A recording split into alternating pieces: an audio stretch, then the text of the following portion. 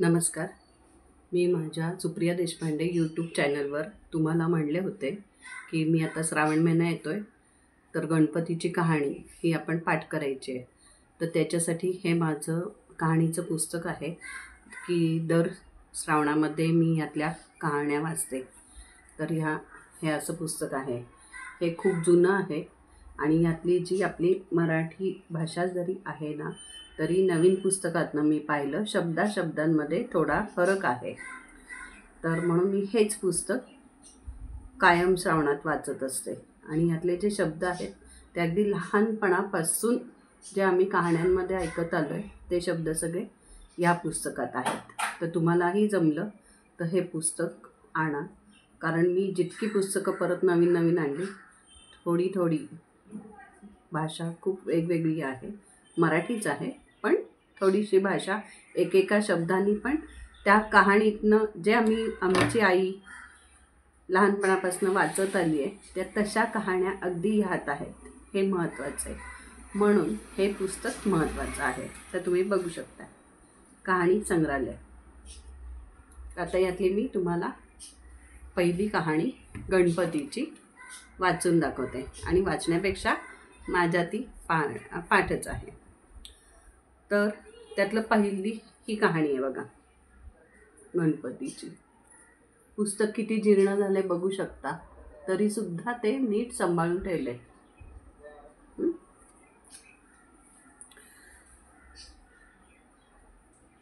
श्री गणेशाय नमः. ऐका गणेशा तुमची कहाणी. निर्मळ मळे, उत्काची तळे, बेलाचा वृक्ष, सुवर्णाची कमळे, विनायकाची देवळे रावळे, मनाचा गणेश मनी वसावा. हा वसा कधी घ्यावा? श्रावण्या चौथी घ्यावा, माही चौथी संपूर्ण करावा. संपूर्णाला काय करावं? पशा पैलीचं पीठ काढावं, 18 लाडू करावे, 6 देवाला द्यावे, 6 ब्राह्मणाला द्यावे, 6चं सहकुटुंबी भोजन करावं. अल्पदान महापुण्य असा गणराज मनी द्यायचे, मनी पावीचे, चिंतील लाभीचे. ही सर्व मनोकामना निर्विघ्न कार्यसिद्धी करीचे. ही 60 उत्तराची कहाणी, 5 उत्तरे सुफळ संपूर्ण. तर ही अशा पद्धतीत आपली कहाणी आहे. आणि आपण आता चातुर्मासात आपण गोपद्म काढतो. मग त्या गोपद्मांची पण आता श्रावण लागला की पहिल्या दिवसापासून ती 4 महिने चातुर्मासात रोज 30 आणि 3 गोपद्म काढावी. मग गोपद्माची कहाणी. मग जसं आता नागपंचमी आली, नागपंचमीची वारानुसार वारांच्या अशा ज्या कहाण्या आहेत त्या दर वाराच्या कहाण्या, कुठली पण कहाणी वाचून व्हायच्या आधी ही गणपतीची कहाणी वाचावी आणि मगच पुढच्या कहाणीला सुरुवात करावी. तर तुमच्या लक्षात आलं का? ही श्रावण महिन्यात हे पुस्तक आवर्जून वाचा. आणि हे दर वेळेला हे असंच मी जपून ठेवते. खूप छान आहे, सुंदर आहे. याची शब्दरचना, हावभाव, आणि खरंच कहाणी वाचणं म्हणजे काय, तर पूर्ण ती कहाणी आपल्या डोळ्यासमोर उभी राहते. त्या कहाणीत जे जे लिहिलेलं असतं ना, जी ती गोष्ट आपण गोष्टरूपी असते कहाणी, ती सगळी कहाणी आपल्या डोळ्यासमोर उभी असते. आणि म्हणून आपण काय करू नये, काय करावं, किंवा काय केल्याने आपल्याकडं धनदौलत येते, काय केल्याने आपल्या घरातले आपल्याला मान देतात, आदरातिथ्य करतात, बहीण भावाची कहाणी, अशा खूप कहाण्या इथे आहेत.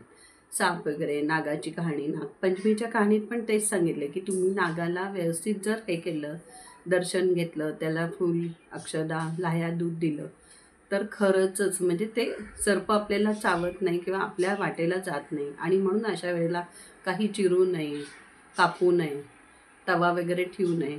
या सगळ्या कहाण्यातनं प्रत्येक कहाणीचा संदर्भ काय आहे, कशाशी निगडीत आहे, हे सगळं दिलेलं आहे.